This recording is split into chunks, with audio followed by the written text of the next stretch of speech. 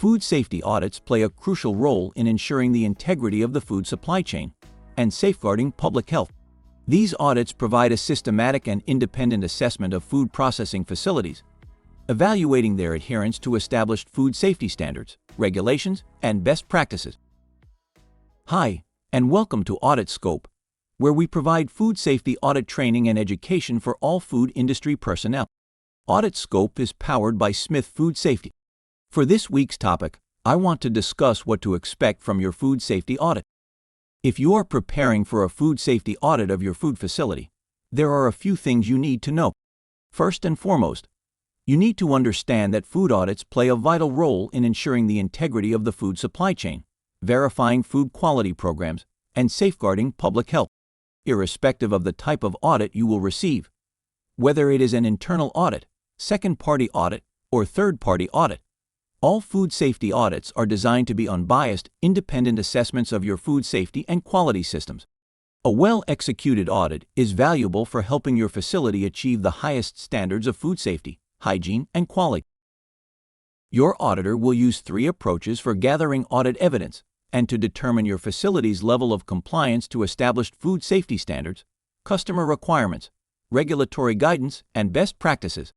These 3 approaches include an observation of your food production operations, a review of relevant documentation, and interviews with facility employees.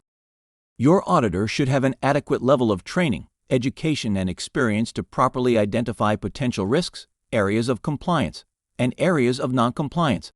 Please keep in mind that food safety audits are fact-finding endeavors and not fault-finding endeavors.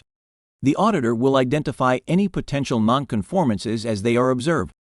This promotes transparency, communication, and ensures you are aware of the audit evidence. In preparing for your food safety audit, you must take a proactive approach to the audit process. Proactive approaches include communicating with the auditor to verify the audit date and the criteria or audit standard that will be used during the audit. Reviewing and familiarizing yourself with the audit standard that will be used for your audit assessment.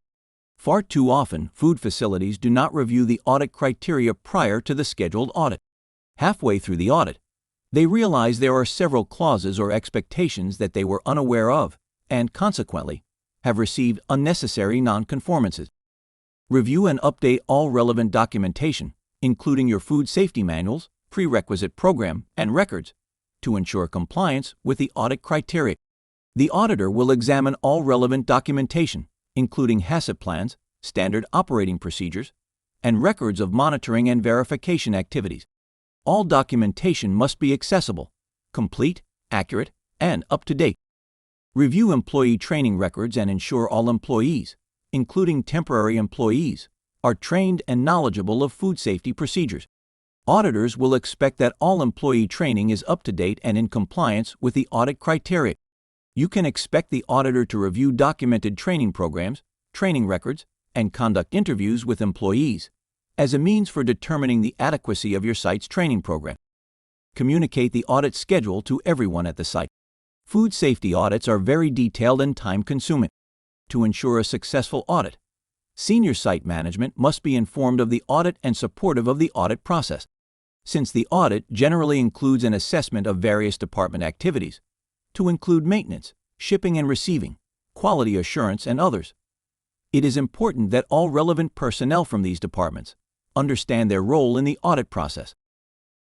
Upon arrival at your site, the auditor will conduct an opening meeting to discuss the audit scope, the audit schedule, and other details of the audit. It is imperative that all available senior site management personnel and all department supervisors attend the opening meeting. If your opening meeting consists of just one QA representative and the auditor, you are already off to a bad start to your audit process. At some point, whether it is during your traceability exercise, document review, or facility walkthrough, other department personnel will have a role in the audit process.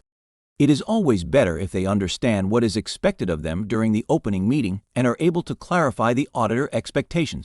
When this communication does not take place during the opening meeting, because relevant personnel were not in attendance, it will slow down your audit process and, in some cases, may lead to unnecessary non-conformances.